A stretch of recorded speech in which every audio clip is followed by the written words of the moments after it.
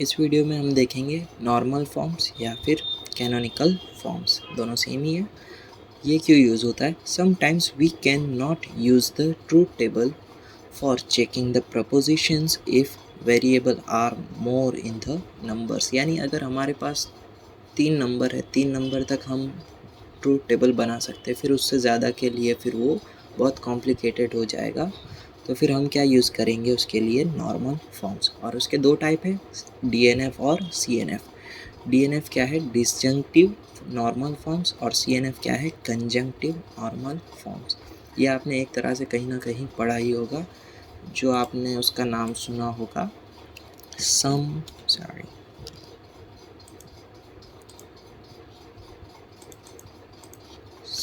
Of product and, अबे यार क्या किया, सम ऑफ प्रोडक्ट सुना होगा और दूसरा सुना होगा, क्या रहा है, प्रोडक्ट ऑफ सम। ठीक है, ये दो नाम आपने कहीं सुने होंगे, अगर नहीं सुने होंगे तो भी कोई बात नहीं है। अगर सम ऑफ प्रोडक्ट पता है तो ये एकदम इजीली समझ में आ जाएगा। ओके, DNF क्या है? DNF is a disjunction of fundamental conjunction. आप क्या करो, फंडामेंटल कंजंक्शन का डिसजंक्शन करो तो उसे हम कहेंगे DNF। तो फंडामेंटल कंजंक्शन क्या है? वो और कुछ नहीं, जो भी हमारी स्टेटमेंट है उसे हम एंड से जॉइंट करेंगे। ठीक है, तो एंड से जॉइंट करेंगे, और अब ये जो फंडामेंटल कंजंक्शन है उसको हम डिसजंक्शन से जॉइंट करेंगे, यानी V से जॉइंट करेंगे। ठीक है, तो इसे हम कहेंगे DNF। तो DNF में क्या होता है? बाहर रहेगा हमारा और अंदर रहेगा कंजंक्शन यानी एंड। ओके, CNF क्या है हमारा? CNF is conjunctive normal form. CNF is a conjunction of fundamental disjunction. Fundamental disjunction का आप कंजंक्शन करो तो उसे कहेंगे हम CNF। ओके, और फंडामेंटल डिसजंक्शन क्या? अगर आप कोई भी दो स्टेटमेंट को V से जोड़ो उसे हम कहेंगे फंडामेंटल डिसजंक्शन। ओके, और ये फंडामेंटल डिसजंक्शन का आप क्या करो? कंजंक्शन। ठीक है, तो इसे हम कहेंगे CNF, यानी उसे हम एंड से जॉइंट करेंगे। तो CNF में हम क्या करेंगे? बाहर एंड रखेंगे और जो अंदर रहेगा वो रहेगा और। तो ठीक है, इतना सा डिफरेंस है।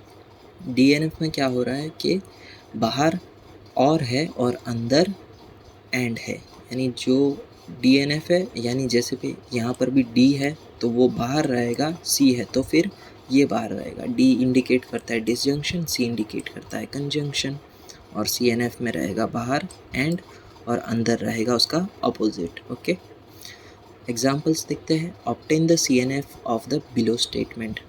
ये स्टेटमेंट का मुझे CNF फाइंड करना है, और CNF में क्या होता है? बाहर एंड रहता है और अंदर रहेगा और, पर और तो है नहीं, तो मैं क्या करूँगा?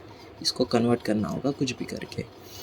ये P इम्प्लाइज Q पता है क्या होता है? नॉट P और Q, और ये Q इम्प्लाइज P भी सेम रहेगा, बस पोजीशन चेंज कर दो। ठीक है, यहाँ पे और आ गया और यहाँ बाहर भी एंड है, मतलब ये हो गया हमारा CNF। ओके, अब क्या है? एक और एग्जांपल है, not P implies R and. ठीक है, यहाँ पर एंड तो है ही, अब मुझे कुछ भी करके यहाँ पर और लाना होगा। तो मैं क्या करूँगा? इसको वापस नॉट P और Q के फॉर्म में लिखूँगा। ठीक है, यहाँ पे क्या था? हमारा P था ना, और यहाँ पे क्या है? पूरा नॉट P है, तो मुझे वो P की जगह पे नॉट P रिप्लेस करना पड़ेगा। और ये तो एज इट इज़ है, नॉट कैंसिल हो जाएगा और ये हो जाएगा हमारा एज इट इज़ VR, और यहाँ पे एंड, यहाँ पर एंड आ चुका है और अंदर और है, मतलब ये भी बन चुका है CNF। Okay, obtain the DNF of the below statement. DNF में क्या होता है? बाहर V रहेगा और अंदर और रहेगा। तो आप इसको कन्वर्ट करते हैं, पहले ब्रैकेट को सिंप्लीफाई करते हैं। P इम्प्लाइज Q हो गया हमारा नॉट P और Q। ओके, और कुछ सिंप्लीफाई करने लायक नहीं है ना, बस अब ये एक रास्ता है। अब ये जो है वो पूरा ये ब्रैकेट है उसके साथ इम्प्लाइज हो रहा है, यानी ये क्या है? पूरा ब्रैकेट, यानी P इम्प्लाइज Q। अब मैं क्या करूँगा? नॉट P की जगह पे आ गया पूरा ब्रैकेट लिख दो, फिर यहाँ पे हो जाएगा हमारा और ये हो जाएगा Q। इस तरह से लिख दिया। यहाँ पर तो और आ चुका है, पर यहाँ पर अभी और यहाँ पर क्या काम कर रहा है, तो इसको भी मुझे कुछ भी करके हटाना होगा। तो फिर मैं क्या करूँगा, नेगेशन अंदर अप्लाई कर दूँगा। तो ये हो जाएगा नेगेशन P, ठीक है। और ये इसकी साइन चेंज हो जाएगी, एंड की हो जाएगी और फिर ये नेगेट नेगेट कैंसिल, P हो जाएगा।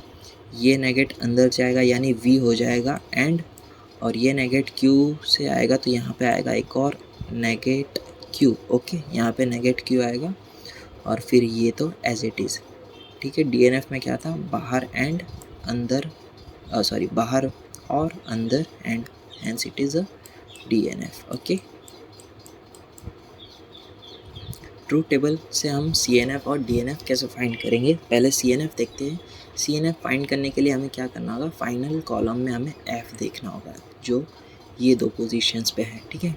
Now we will map individual variable associated with F and will have to write it by the fundamental disjunction in between. Okay, अब क्या करेंगे, F के साथ एसोसिएटेड क्या है, P और Q।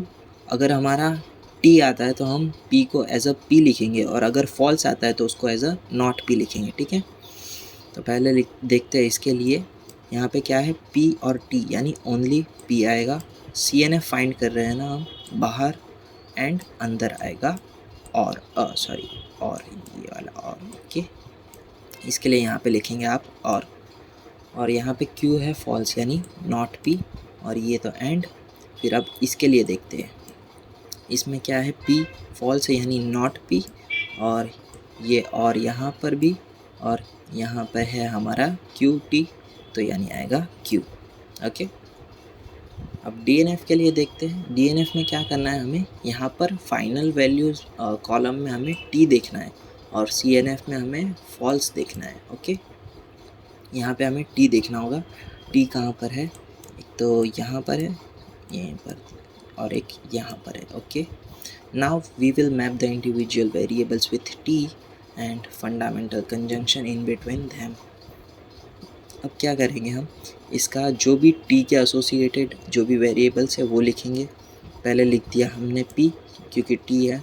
फिर यहाँ पे बीच में क्या आएगा, पहले तो ये DNF है यानी यहाँ पर बाहर आएगा डिसजंक्शन यानी V यानी और इसका अपोजिट अंदर यानी एंड आएगा इधर। ओके, और QT यानी Q आएगा, और ये वाला टर्म दोनों फॉल्स है यानी नॉट P, और यहाँ से एंड और ये नॉट Q।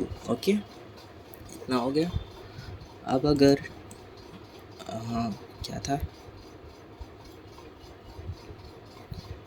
ओके, अब अगर मेरे पास अगर इस तरह से कोई एग्जांपल है, जैसे कि मुझे P एंड Q दिया है, ठीक है। P एंड Q का आंसर क्या होगा, ये फॉल्स इंटू फॉल्स भी फॉल्स हो जाएगा। ओके, ये हो गया हमारा फॉल्स। ओके, तो अब एक ही टर्म है T का, तो इतना पार्ट जो है वो भी कैंसिल हो जाएगा मेरा, ठीक है। तो अब जो भी आंसर आएगा वो इतना ही रहेगा, तो इसके बाहर मुझे V लगाने की ज़रूरत नहीं है, ठीक है। नेक्स्ट देखते हैं, लॉजिकल इक्विवेलेंस चेक करना है हमें। तो हम पहले PQ लिख देते हैं, PQ लिख दिया हमने। अब पहले ये वाला ब्रैकेट सॉल्व करते हैं। तो हमें क्या करना है, और करना है, यानी 2F कहाँ पर है, यहाँ पर है, ठीक है। तो यहाँ पर F, बाकी सारे ट्रू। नोट करना है, नोट कर लेना। फिर अब क्या करना है, ये दोनों का पूरा सॉल्व करना पड़ेगा। अब हमें क्या करना है, एंड परफॉर्म करना है इसके बीच में और इसके बीच में। ओके, तो कहाँ पे ट्रू ट्रू है, यहाँ पर ट्रू ट्रू है, बाकी सब फॉल्स हो जाएंगे। ओके, अब मुझे फाइंड करना है not P and Q, not P and Q। 2 bar T यहाँ पर है यानी ये, और बाकी सारे फॉल्स, और दोनों देखो सेम ही है दोनों कॉलम, तो ये हो गए इक्विवेलेंट। और ये जो है ये ऑलरेडी जब हमने कंडीशनल पढ़ा था तब मैंने सॉल्व करके बताया था, ठीक है। वही है, इजी है, खुद कर लेना। और ये है टोटोलॉजिकल इम्प्लीकेशन, ये भी सेम वही है जो हमने सॉल्व किया था, बस यहाँ पर वो ये डबल लाइन थी। ओके, बाकी ये भी सेम ही है जो हमने टोटोलॉजी इम्प्लीकेशन में किया था। अब देखते हैं CNF ट्रूथ टेबल से कैसे फाइंड करेंगे। तो पहले हम PQ फाइंड कर लेंगे।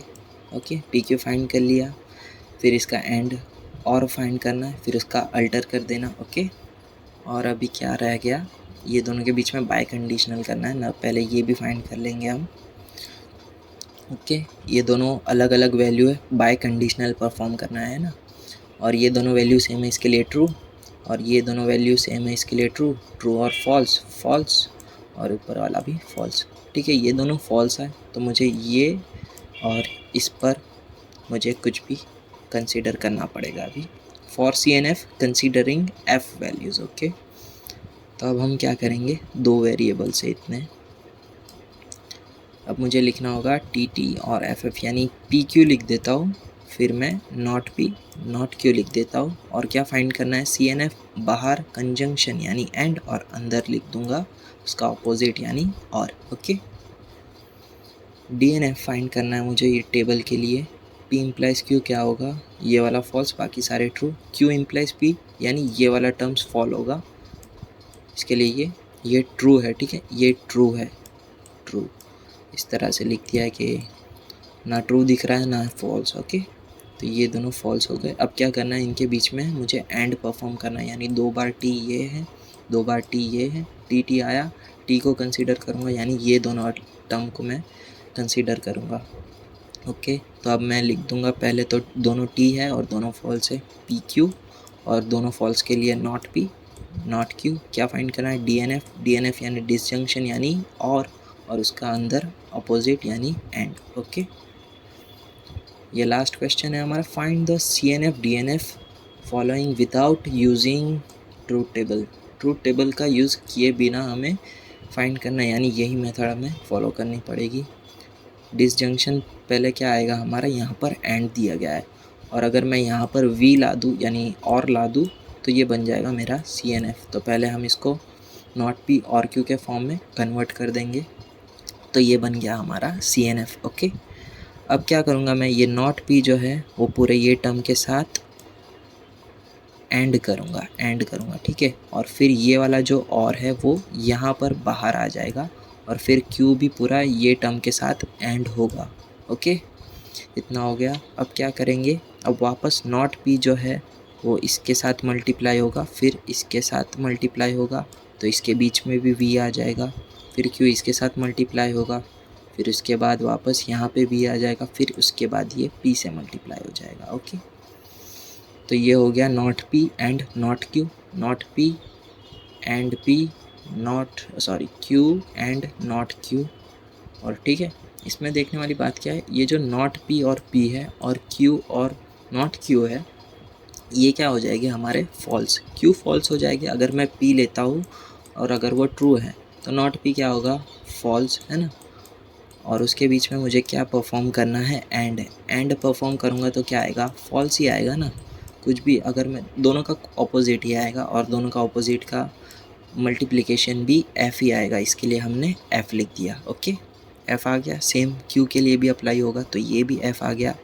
ठीक है, F क्या होता है हमारा, एक तरह से होता है हम ज़ीरो कंसीडर करते हैं ना, और यहाँ पे क्या हो रहा है, और यानी प्लस, ज़ीरो प्लस समथिंग, तो ज़ीरो को हम उतना कंसीडर नहीं करते, तो फिर हम F को निकाल देंगे। ओके, अब ये पूरा फॉर्म बन चुका है हमारा, DNF में बाहर और है और अंदर एंड है, तो ये बन गया हमारा DNF। ओके, अब हम देखेंगे इसके बाद